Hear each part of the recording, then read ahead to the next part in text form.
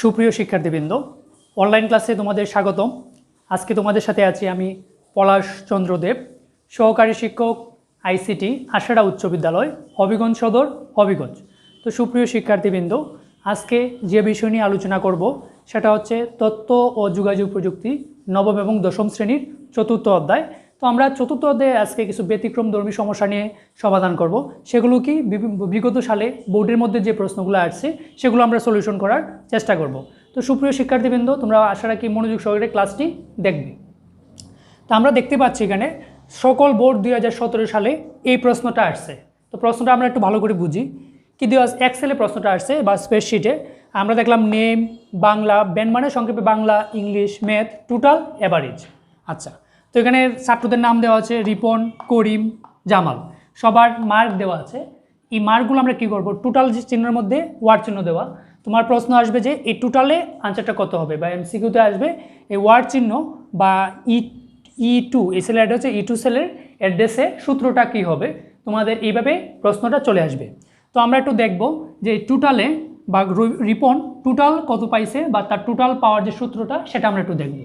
তো আমরা আগে আমার বিগত ক্লাসগুলোতে আমি বলেছি যে এক্সেলের যে কোনো সূত্র লিখতে হলে প্রথমে আমাকে অবশ্যই সমান চিহ্ন দিতে হবে, তারপর আমি সূত্রটা লিখে ফেলবো। তো টোটালের করে যে সূত্রটা হবে আমি প্রথমে এখান থেকে যে শুরু করি, আমরা দুইভাবে করতে পারি। প্রথমে যদি আমি শুধুমাত্র সেলের অ্যাড্রেস ব্যবহার করব, B2 কোথায় আছে, এটা 45, B2 প্লাস এটা কোথায় আছে, C2, তারপর এটা কোথায় আছে, D2, এইটুকু। যেহেতু আমি তিনটা সংখ্যা যোগ করব, তিনটা সেলের অ্যাড্রেস যোগ করে দিলাম। আচ্ছা, এবার যেহেতু তোমাদের বহুমুখী প্রশ্ন থাকবে তাহলে এই প্রশ্নটাকে অন্যভাবে লেখা যাবে। আমরা যদি সাম ফাংশন ব্যবহার করি তাহলে কি হবে, যখন আমি ফাংশন ইউজ করব তখন আমাকে সেলের রেঞ্জ ইউজ করতে হবে। আমাকে প্রথম আমি শুরু যেটা করব এটা প্রথম লিখবো, তারপর রেঞ্জ দিয়ে শেষেরটা। প্রথমে কি দিব, B2 থেকে শুরু হয়েছে B2, তারপর আমি কি দিব, কোলন দিব, তারপর লাস্টে কি আছে, D2, এইটুকু লিখলেই শেষ। এবার আমরা বলছে অ্যাভারেজ, এটা হচ্ছে অ্যাভারেজটা কত হবে, বলছে রিপনের অ্যাভারেজ মার্কটা কত, বা বলতে পারি প্রশ্নের মধ্যে F2 সেলের সূত্রটা কি হবে, বাট কি হবে আসলে সূত্রটা যদি আমরা লিখি, যদি F2তে লিখি। আচ্ছা, আমরা অ্যাভারেজের জন্য আমরা শিখে ফেলছি যে অ্যাভারেজের সূত্র হবে এরকম, অ্যাভারেজ লিখতে হবে প্রথম সেলের অ্যাড্রেস কী ছিল, B2, কুলন লাস্টে কী ছিল, D2, অ্যাভারেজ লিখে এটা দিলেই হয়ে যাবে।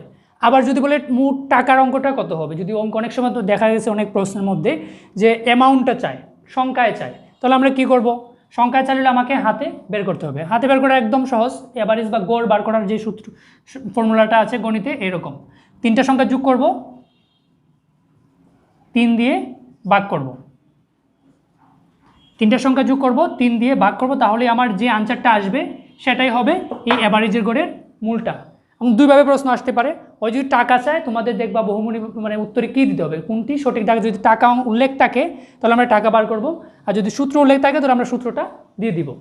আচ্ছা, তাহলে আমরা এবার অন্য একটা বোর্ডে চলে যাব। আচ্ছা, এবার আমরা এই প্রশ্নটা আসছে মাদ্রাসা বোর্ড 2018 সালে। তো প্রশ্নটা কি দেখি, নাম, বেসিক, চিকিৎসা, মোট। নাম কি, হাবিব, কামাল, আমেনা। আচ্ছা, বেসিক মানে হচ্ছে তাদের বেতনের বেসিকটা দেওয়া আছে, বেসিক 20,000, 25,000, 30,000। চিকিৎসা মানে হচ্ছে চিকিৎসা ভাতা, চিকিৎসা ভাতা হচ্ছে 500, 5% আর ওয়ার্ড চিহ্ন। তো প্রশ্ন আমাদের যে প্রশ্নটা পরীক্ষায় আসবে বা যে আনসারটা করতে হবে এই ওয়ার্ড চিহ্নের মধ্যে কি হবে, সূত্রটা কি হবে। তা আমরা একটু দেখি। আমি যদি প্রথম হাবিবের মোট টাকাটা যদি বার করতে চাই, সূত্রটা কি হবে, B2, এটা কি আছে, B2। মোট বেসিকের সাথে কী হবে, চিকিৎসা ভাতাটা যোগ হবে, যোগ C2, এটা হচ্ছে B2, এটা হচ্ছে C2, যোগ করে দিলে আমি এখানে মোটটা পেয়ে গেলাম। ঠিক কামালেরটাও সেম একই রকম হবে, কামালেরটা হবে B3, C3। যদি কামালেরটা বার করি, এইখানে যদি এটা বার করি তাহলে কি হবে, এটা B3 যোগ C3। আচ্ছা, এখন আমরা যদি আমিনারটা বার করতে চাই তাহলে কী হবে, আমিনারটার মধ্যে পার্সেন্ট দেওয়া আছে, তো পার্সেন্ট দিলে আমাদের অন্য একটুভাবে বার করতে হবে, আগে পার্সেন্টের অঙ্কটা বার করতে হবে। তো পার্সেন্টটা সবসময় কী হবে, এখানে যে টাকাটা এটার সাথে যোগ হবে। তো প্রথম আমরা দেখি, প্রথম বেসিকটা কত আছে, B4 এর ঘরে আছে, আমরা B4 যোগ, এখন আমরা পার্সেন্ট বার করব কার সাথে, বেসিকের 5%। তো বেসিকের সাথে 5% গুণ করে দিলে হয়ে যাবে। তো বেসিকটা কোথায় ছিল, B4 এর ঘরে, B4 গুণ চিহ্ন দিলাম, যেহেতু 5% আছে কোথায়, C4 এর ঘরে, তাই আমরা C4 লিখলাম। আবার একটু ফলো করো, এটা ইম্পর্টেন্ট, ভেরি ভেরি। আমিনার বেসিক হচ্ছে 30,000, তার চিকিৎসা ভাতা হচ্ছে 5%, একটা এক্সাম্পল। তাহলে ওয়ার্ড চিহ্ন, এই চিহ্ন কত, মানে এই ঘরে আমার আনসারটা কত হবে। তো আমরা দেখলাম যে প্রথম আমাদের বেসিকের সাথে এটা যোগ করতে হবে, মানে 5% যোগ করতে হবে। তো আমরা বেসিকটা প্রথম দিলাম, যোগ করব। এখন 5% বার করার নিয়ম হচ্ছে বেসিকের সাথে 5% গুণ। তো বেসিক কী আছে, B4 এর ঘরে গুণ করলাম, এখানে এক্সেলের গুণ চিহ্ন মানে হচ্ছে স্টার চিহ্ন, এক্সেলের গুণ চিহ্ন মানে হচ্ছে স্টার চিহ্ন। এবার 5% কোথায় আছে, C4 এর ঘরে। তো বেসিকের সাথে আমরা C4টা গুণ করে দিলাম, তাহলে আমার যে উত্তরটা আসলো এটাই হচ্ছে আনসার। এবার আমরা অন্য একটা বোর্ডে চলে যাব। আচ্ছা, এখন আমরা দেখব যে সকল বোর্ড 2019 সালে এরকম একটা প্রশ্ন আসছে। তো প্রশ্নটা আমরা একটু দেখে পেলি কি, প্রথম হচ্ছে দেখা হচ্ছে ক্রয় মূল্য, লাভের হার, বিক্রয় মূল্য। ক্রয় মূল্য 500 টাকা, 400 টাকা, লাভের হার 5%, 2%, তাহলে বিক্রয় মূল্য কত হবে, এখানে বিক্রয় মূল্য কত হবে, এখানে বিক্রয় মূল্য কত হবে, দুটা প্রশ্ন। তো আমরা সূত্রটা একটু দেখব। প্রথমে আমরা কি করতে হয়, আমরা জানি যে স্প্রেডশিটের সূত্র লেখার আগে আমাকে অবশ্যই সমান চিহ্ন দিতে হবে। তারপর আসি, তো আমাকে পার্সেন্ট বার করতে হবে। তো ক্রয় মূল্যের সাথে লাভের হার যোগ করার পর হলো আমার টোটাল বিক্রয় মূল্যটা আসবে। তো ক্রয় মূল্য কত, 500 টাকা কোন করে আছে, A2 সেলে 500 টাকা আছে, A2 যোগ, তারপর আমি 5% বার করে আমি যোগ করব। তো কী করতে হবে, 500 টাকার 5%, ক্রয় মূল্যের 5% হবে লাভ, দুইটা যোগ করে হবে আমার বিক্রয় মূল্য। আচ্ছা, তো 5% বার করার জন্য আমাকে অবশ্যই ক্রয় মূল্যের সাথে কি করতে হবে, এই 5% গুণ করে দিতে হবে B2%, কারণ 5% হচ্ছে B2-র গড়ে। প্রথম আমি এই যে ক্রয় মূল্য এটার সাথে যোগ করব, আমার পার্সেন্টটা 5% লাভটা কত আসে সেটা আমরা বার করব। বের করার জন্য আমাকে কী করতে হবে, এই ক্রয় মূল্যের সাথে 5% গুণ করতে হবে। তো ক্রয় মূল্য কত আছে, A2 লিখলাম, গুণ 5% কোথায়, B2-র গড়ে আছে, B2 লিখলাম। ঠিক সেমভাবে আমরা নিচের অঙ্কটা যদি করি, ক্রয় মূল্য কোথায় আছে, A3-তে আছে, আমাকে A3 লিখলাম। তারপর আমি দেখলাম 2% বার করতে হবে। তো 2% যখন আমি বার করব তখন আমাকে কার 2% বার করতে হবে, ক্রয় মূল্যের 2%। ক্রয় মূল্য কোথায় আছে, A3 ইন্টু মানে হচ্ছে এখানে স্টার চিহ্ন দিতে হবে, বা গুণ চিহ্ন মানে হচ্ছে স্প্রেডশিটের স্টার চিহ্ন। তারপর আমরা 2% কোথায় আছে, B3-র মূল্যে আছে, তাই আমরা দিব এখানে B3%। এইটুকুই, ক্লিয়ার সবাই? এখন আমরা আরেকটা প্রশ্নতে চলে যাব। তো সুপ্রিয় শিক্ষার্থীবৃন্দ, এখন আমরা সকল বোর্ড 2018 সালে যে প্রশ্নটা আসছে সেই প্রশ্নটি আলোচনা করব। তো এটা একটা ভেরি ভেরি ইম্পর্টেন্ট একটা প্রশ্ন। যদি তোমরা এই প্রশ্নটা ভালোভাবে বুঝো তাহলে আশা রাখি তোমাদের এই স্প্রেডশিটে আর কোনো সমস্যা থাকবে না, ভালোভাবে তোমরা আনসার করতে পারবা। তাহলে তোমরা একটু মনোযোগ সহকারে দেখো। 2018 সালে যে বোর্ডের প্রশ্ন আসছে সেটা এখানে নাম দেওয়া আছে বেসিক স্যালারি, মেডিকেল, PF 5% কাট, নেট স্যালারি, মানে মোট স্যালারিটা কত। তো এখানে নাম হচ্ছে রাজু, তার বেসিক হচ্ছে 22,000 টাকা, তার মেডিকেল হচ্ছে 500 টাকা, তারপর তার PF 5% কাট, ওয়াট মানে হচ্ছে এখানে কত হবে। ঠিক সাজুরও সেম একই অবস্থা। তো নেট স্যালারি মানে হচ্ছে আমার টোটাল স্যালারি মিলিয়ে টোটাল বা মোট কত হবে। এখানে একটা বিষয়, PFটা একটু নতুন, এটা হচ্ছে প্রভিডেন্ট ফান্ড। প্রভিডেন্ট ফান্ডে বেসিক থেকে 5% কাটা হয়ে থাকে। প্রত্যেক চাকুরিজীবীদের যাদের প্রভিডেন্ট ফান্ড আছে তাদের এই 5% কাটা হয়ে থাকে। তাহলে আমাদের বেসিক এবং মেডিকেল দুটো আমরা পাবো, আর 5%টা কী হবে, বাদ হবে, মানে এটা মাইনাস করতে হবে। এটা কখন পাবো, যখন যারা অবসরে যান তখন PF-এর টাকাটা পাওয়া যায়। এই জন্য প্রতি মাসে যে বেতনটা পাওয়া হয় তার থেকে PF-টা কাইটে রাখা হয়, কাট মানে কাইটে। তাহলে আমাকে কী করতে হবে, এই PF-টা সূত্রের মধ্যে মাইনাস দিতে হবে। অর্থাৎ তোমরা ভেরি ভেরি ইম্পর্টেন্ট একটা প্রশ্ন দেখে নাও। তাহলে আমরা প্রথম দেখলাম এখানে কত আসে, তোমার প্রশ্নের ওয়ার্ড চিহ্নতে কত, মানে নেট স্যালারিটা কত আসবে। তো প্রথম আমাকে বেসিকটা দেখবো, বেসিক কী আছে, B2 করে বেসিক আছে। তো আমরা প্রথম B2 দিলাম, যেহেতু মোট কত আসবে সেই জন্য আমরা যোগ করব। কি যোগ করব, মেডিকেলও আমাকে বলছে 500 টাকা, তো 500 টাকা যোগ করব, কোথায় আছে এটা, C2 করে 500 টাকা যোগ করব। এখন আমাকে পিএফ 5% বাদ দিতে হবে, এখানে গোটা পিএফে 5% বাদ দিতে হবে। তো বাদ দেওয়ার জন্য আমাকে অবশ্যই মাইনাস চিহ্ন দিব। তারপর আমরা ব্র্যাকেটও ইউজ করতে পারি। কার 5% বাদ দিব? বেসিকের। তো বেসিকের আমরা পার্সেন্ট বার করার সূত্র আমরা এর আগে দেখে আসছি, সে সূত্রটা শুধু অ্যাপ্লাই করব। বেসিক কোথায় আছে? B2 করে, B2 ইন্টু 5%। 5% কোথায় আছে? আমরা অথবা 5% উল্লেখ করা দিয়ে দিতে পারি। আমরা যেহেতু 5% এখানে দেওয়া, তো আমরা কী করব? 5%টাই দিয়ে দিব, সরাসরি 5% দিয়ে দিলেই হয়ে যাবে। ক্লিয়ার?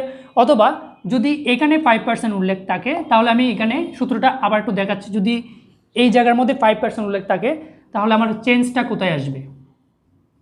সব ঠিক থাকবে, শুধুমাত্র এই 5%-এর জায়গায় এই সেলের অ্যাড্রেস ইউজ করবো কোথায়? D2, শুধু D2% দিব, আর কিছুই না। আমি প্রশ্নটা আবার একটু বলি যে রাজু, তার বেসিক হচ্ছে 22,000 টাকা, তাকে বলছে মেডিকেল 500 টাকা দিবে এবং তার পিএফ প্রতি মাসে 5% কাইটা রাখা হবে। আচ্ছা, যদি 5%টা এখানে উল্লেখ থাকে, এখানে উল্লেখ না থাকে, তাহলে কী হবে? যদি এখানে উল্লেখ থাকে, এখানে থাকলো না, তো আমি কী করবো? বেসিকের সাথে প্রথম 500 টাকা যোগ করবো। বেসিক হচ্ছে B2 করে, তারপর 500 টাকা কোথায় আছে? C2 করে, আর পিএফটা সবসময় মাইনাস হবে। মাইনাস হবে কার? যখন পার্সেন্ট বার করতাম বেসিকের সাথে, তো বেসিক হচ্ছে B2 ইন্টু 5%। তো আমি 5% বাদ দিয়ে দিলাম।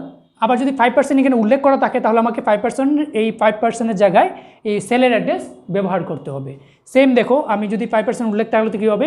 B2 যোগ C2 মাইনাস, সব ঠিক থাকবে, শুধু এখানে 5%-এর জায়গায় আমি এখানে D2% দিলাম, কারণ আমার এই সেলের অ্যাড্রেসটা আমাকে দিলেই হয়ে যাবে। এবার আমরা দেখব সাজুরটা বার করব। সাজুর স্যালারি যদি বার করতে চাই, সাজুর নেট স্যালারিটা কত আসবে আমরা যদি দেখি, প্রথমে আমাকে সমান চিহ্ন দিতে হবে। সাজুর বেসিক 16,000, তার মেডিকেল দিবে 5%।